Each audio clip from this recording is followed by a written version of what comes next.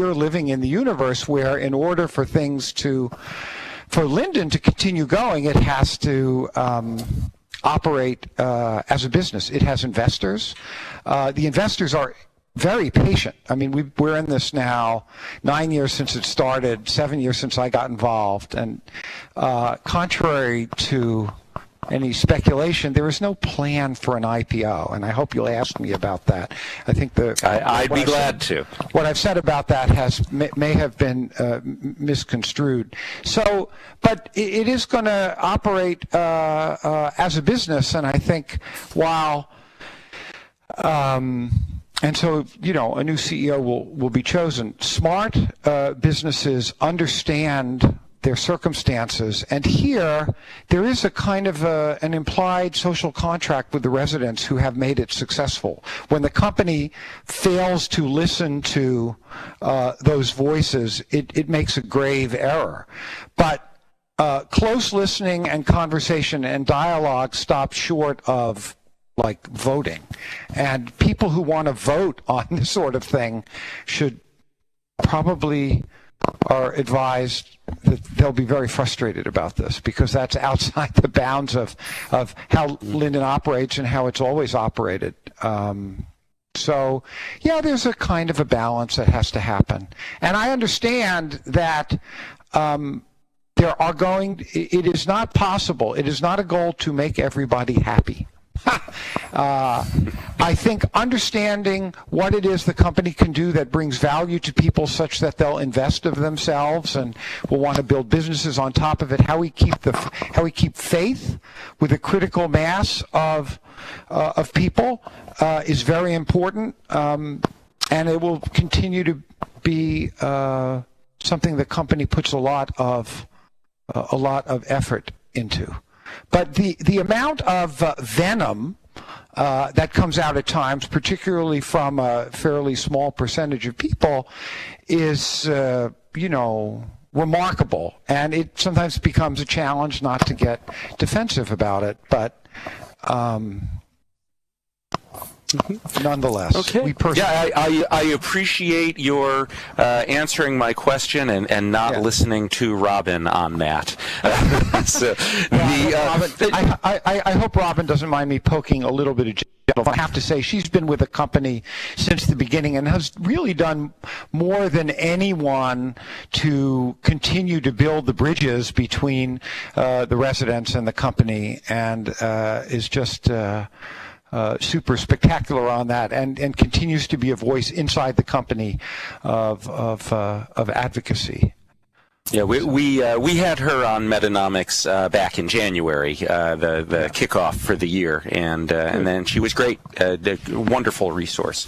I'd like to pick up on a couple points that you made. You talked about the IPO, and before we get to that, I'd like to say you also talked about an implicit agreement between Linden Lab and its residents, and there's quite a bit of discussion in the blogosphere this week about Linden Lab's decision to enforce the Second Life, SL, and Linden brands, and then add the new in SL. And I'd say the gist of what I'm reading by people like Gwyneth Llewellyn and also actually SLCN's own Wiz Nordberg is really along the lines of, look, we went out there, you told us we could use this brand, we gave Linden Lab worldwide recognition, we spent lots and lots of time to give you the value of many millions of dollars of promotion and far more than that of building, and now all of a sudden you're reversing that position, and can we really believe it's our world, our imagination? I see someone has written in the Metanomics back chat a comment along the lines of your world, our IP. A play on Linden's typical, your world, your imagination.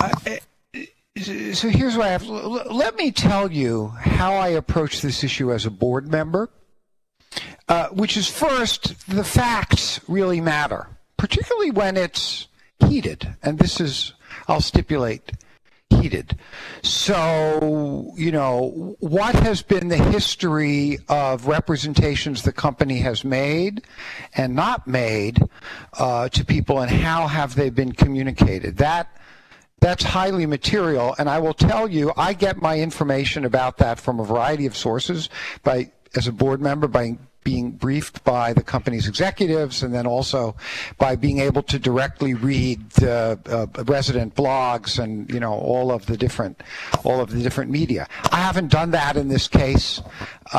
In the ordinary course of events, you have to remember, directors are not the people who run the business day to day, and shouldn't interfere with that. And so if I had to answer this, I would be going to asking Robin and other people, okay, tell me what's the history here about this, and then I'd form a judgment about it. And I haven't formed a judgment about it. I mean, it's possible, and I know in the past there have been occasions where the company has not always given enough runway in advance to be reasonable when changes were about to be made. But on the other hand, I'm also aware of other instances where, based on that, plenty of advance notice was given about things, and some people still didn't like it or found fault with it or argued with it. And I don't know where on a spectrum this issue is, and you're not going to get anywhere with me on that. You've got to talk to Robin or to somebody else, as I told you in the pre-meeting. What I will say is the company ought to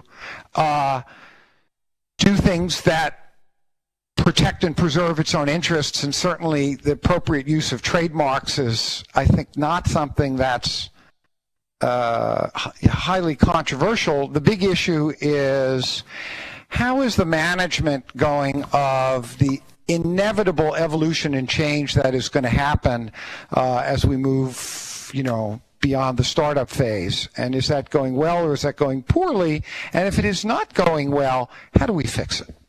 And so people have been around. We've been through multiple rounds of this. As I said, lots of things have gotten better. The support issues have gotten significantly better, although clearly not perfect. There's been a recognition of that the estate owners need certain kinds of tools and service, and things have been put in place there. So, that's the context that I look at this in.